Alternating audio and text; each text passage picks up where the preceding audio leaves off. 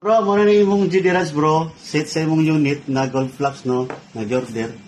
So, kini bro, mo ni power. Kini bro, 3D dita na baklas ta nang tanan no. So, quick demo ta bro no.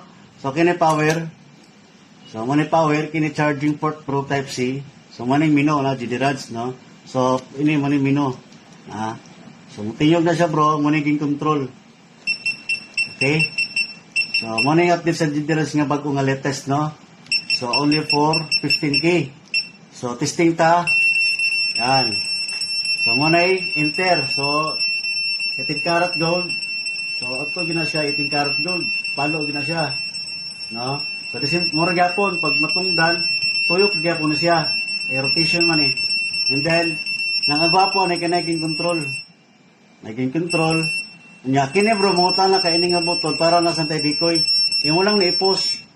Pag-post na restart man na. Pag restart ana, dito sa ka searching. Okay? So, patasan mo ang antina.